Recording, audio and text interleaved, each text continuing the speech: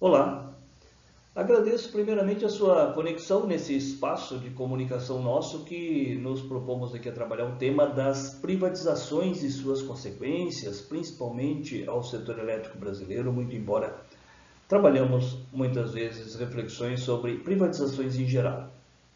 Eu sou o professor Sérgio Inácio, do Instituto Federal do Paraná, do campus de Paranavaí, no Paraná.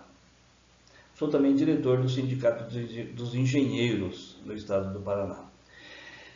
Esta semana tem acontecido algumas coisas que dá para dizer assim, está no campo da imoralidade relacionadas à privatização da Copel, que é a proposta que está pautada para acontecer neste ano de 2023, segundo o desejo do governador Ratinho Júnior, segundo ele fez, conforme ele fez, tramitar pela Assembleia Legislativa do Paraná, inclusive em regime de urgência, no final de 2022.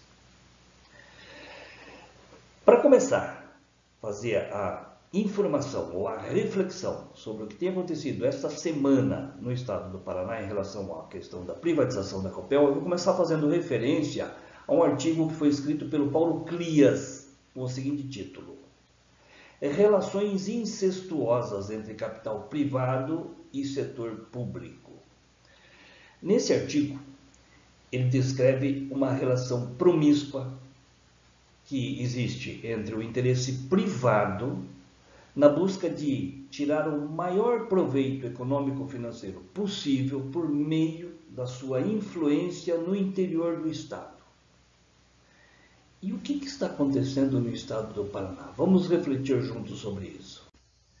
Antes, porém, de fazer essa reflexão, eu vou compartilhar com vocês aqui um artigo que foi escrito também relacionado à privatização da Copel, que foi publicado essa semana pelo jornal GGN, escrito pela Mariana e pela Maria Aparecida Brite, que é A Quem Interessa Privatizar a Copel. Excelente artigo, inclusive uma frase que eu selecionei do artigo, está colocado aqui. O projeto pretendido pelo Ratinho Júnior é o de transformar a companhia em uma corporação sem acionista controlador, nos mesmos moldes do que foi realizado com a Eletrobras. Ele se inspira pelo sucesso da privatização da Eletrobras para replicar essa privatização para o estado do Paraná na Copel.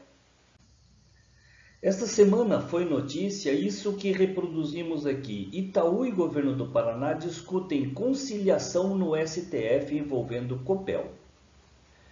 Processos sobre ações da Copel, dadas como garantia em empréstimo, podem impactar em privatização. Vamos entender isso. Existe uma pendência entre o estado do Paraná e o Banco Itaú, que está sendo cobrada e continuará a ser cobrada, e que vai ser paga, em última instância, pelo povo do Paraná.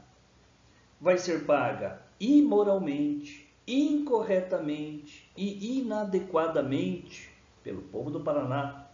É uma situação que a Justiça já considerou em momentos passados como uma situação absurda, irregular e superfaturada. Mas a conta continua a ser cobrada, continua a ser apresentada.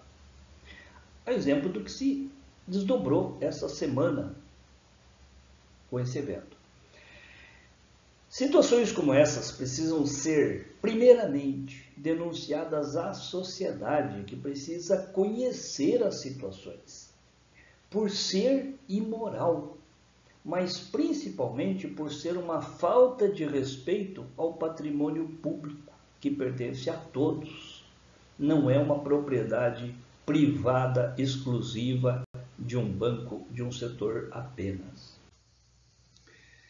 Ainda com relação a essa notícia, que eu vou até deixar o link disponível para vocês lerem a matéria toda, aqui na descrição do vídeo, é interessante observar que nessas conversações em curso no STF, no STJ, tudo parece indicar que a preocupação toda se desdobra em torno da forma com que o Estado do Paraná irá buscar os recursos necessários para pagar os precatórios devidos ao Banco Itaú.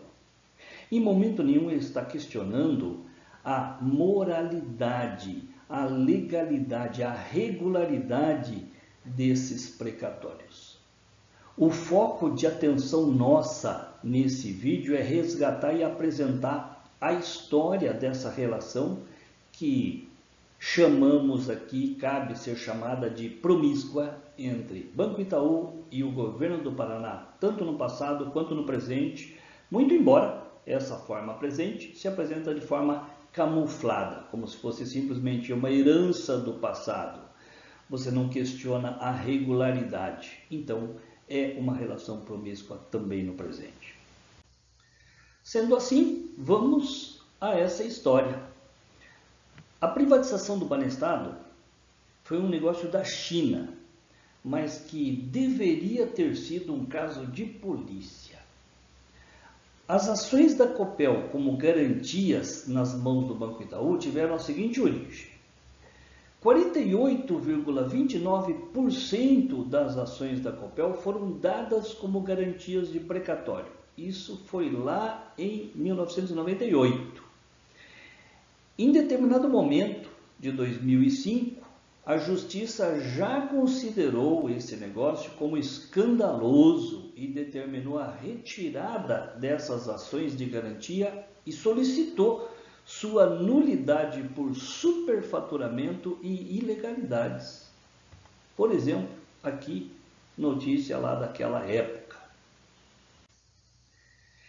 Que títulos públicos foram esses? Foram precatórios emitidos por 3 estados e 2 municípios, Alagoas, Pernambuco, Santa Catarina, Osasco e Guarulhos.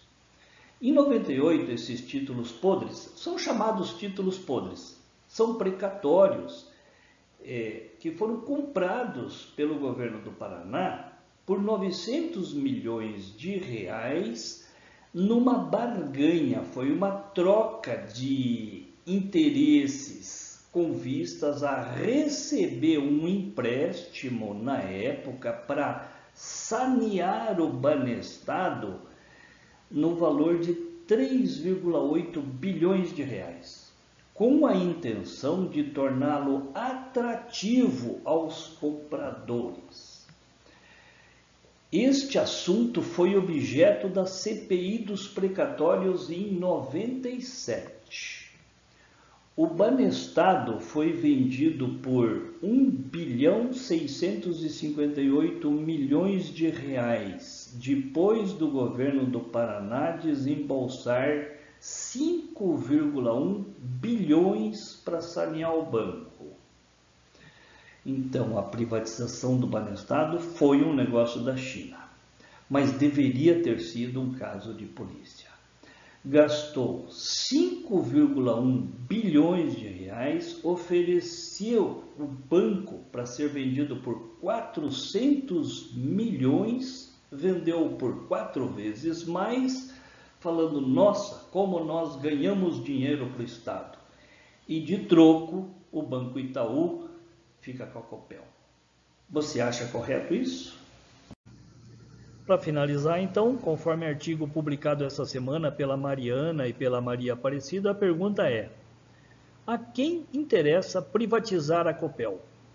No outro artigo, a questão é: o STF deve decidir quem deverá ser o novo mandatário da Copel, o Banco Itaú ou um outro Jorge Paulo Lemann, conforme modelo inspirador propagandeado pelo governo Ratinho Júnior, inspirando-se como exemplo para privatizar a Copel, o caso da Eletrobras, com o escândalo da Americanas e tudo mais.